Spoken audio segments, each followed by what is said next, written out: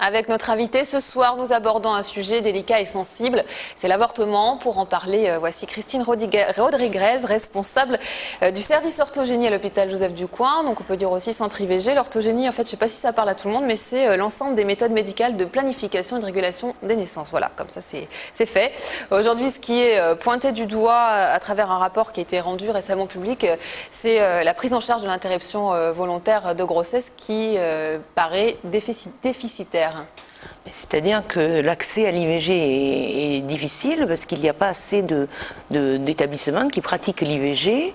Il y a des délais d'attente qui sont un petit peu durs à supporter pour les patientes parce que parfois, entre le moment où on découvre une grossesse et le moment où on arrive à avoir un rendez-vous pour une IVG dans un établissement, il faut compter parfois entre 15 jours et 3 semaines. C'est quand même très long et c'est dû surtout au fait que l'IVG dans les établissements hospitaliers n'a pas une prise en charge assez importante par le remboursement de la sécurité sociale. Le forfait IVG est trop bas par rapport au coût de l'IVG dans l'établissement. Ce qui veut dire, si on peut parler crûment, c'est que c'est pas assez rentable, c'est ça ?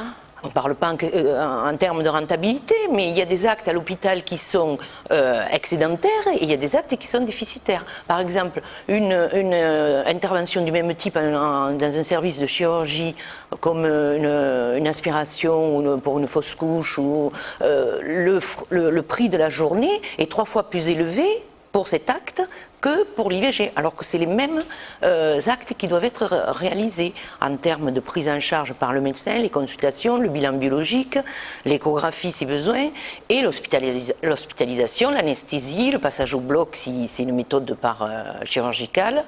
Et il y a en plus dans les centres d'orthogénie, il y a quand même une prise en charge psychosociale des patientes qui est importante, donc avec du personnel qualifié. Une patiente qui va demander une IVG, elle est en état de détresse, elle n'est pas bien, elle a besoin d'être prise en charge psychologiquement. On ne va pas, que ce soit la femme toute seule ou le couple, ils ne vont pas faire une demande d'IVG dans le même état d'esprit que quand on va faire du shopping ou quand on va à une réunion du PRR. Donc ils arrivent avec une demande de soutien psychosocial qui est très importante. Donc ça, vous ne pouvez pas le gérer, vous.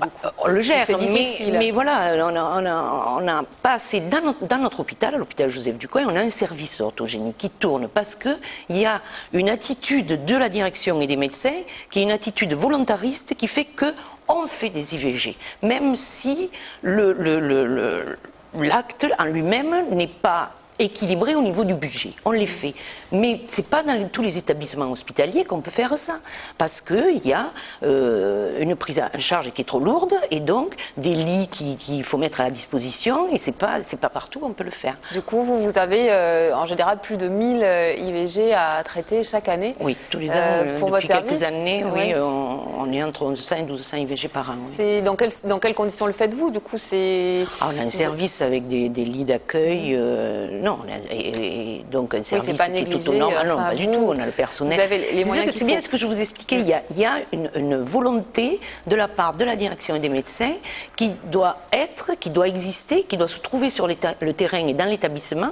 Sinon, un service orthogénie ne peut pas exister. Si vous voulez, on ne peut pas, un acte chirurgical, quand on entend des lits dans les hôpitaux qui ferment pour X ou X raisons, vu le contexte actuellement de l'équilibre, on demande aux hôpitaux d'équilibrer leur budget.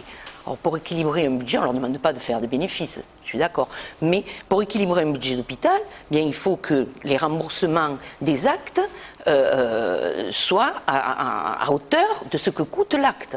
Or, l'IVG, quand on inclut dans un forfait d'IVG, une IVG chirurgicale qui n'atteint pas 400 €, alors Mme Bachelot a proposé une augmentation de 10%. De 10% de votre salaire, oui. Mais bon. C'est pas suffisant pour vous? Non, c'est pas suffisant. Parce que le forfait IVG n'atteint pas 400 €. Et quand on sait qu'il y a les consultations prévues là-dedans, le bilan biologique, l'hospitalisation, le passage au bloc, la surveillance, ça ne couvre pas tous les frais. Donc il faut. Donc la solution, ça serait d'augmenter encore plus. Ben oui, c'est qu'il y ait des services qui soient dotés d'un remboursement qui équivaut au même acte fait dans un autre service, comme un service de chirurgie qui hospitalise une patiente pour un passage au bloc pour ce qu'on appelle un acte équivalent chirurgical de l'IVG chirurgical, la journée est 3 fois plus élevée. Et pour une surveillance en service médical, c'est pareil pour la méthode médicamenteuse. Vous savez qu'il existe la méthode médicamenteuse, le RU 486 qu'on appelle, et donc une surveillance médicale de quelques heures, dans un service de médecine, le remboursement de la journée est 3 fois plus élevé que le remboursement du forfait IVG dans le service orthogénique. D'autant plus que le nombre d'avortements ne baisse pas, il stagne. Donc, oui, et ça, on l'explique aussi par un défaut au niveau de la contraception. La contraception, c'est quelque chose qui n'est pas facile. C'est vrai qu'il y a beaucoup de méthodes. Il y a, c'est vrai, des échecs de contraception, des mises en place de contraception qui tardent un peu. On croit qu'on va la mettre en place, donc on est moins vigilant. Donc, résultat, bon, il y a des accidents.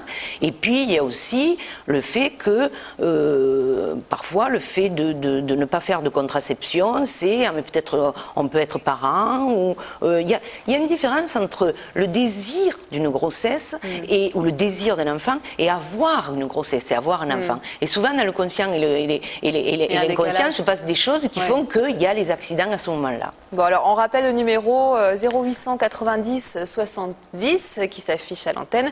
C'est la permanence téléphonique régionale contraception IVG, comme on a pu le voir. Merci en tout cas d'être venu.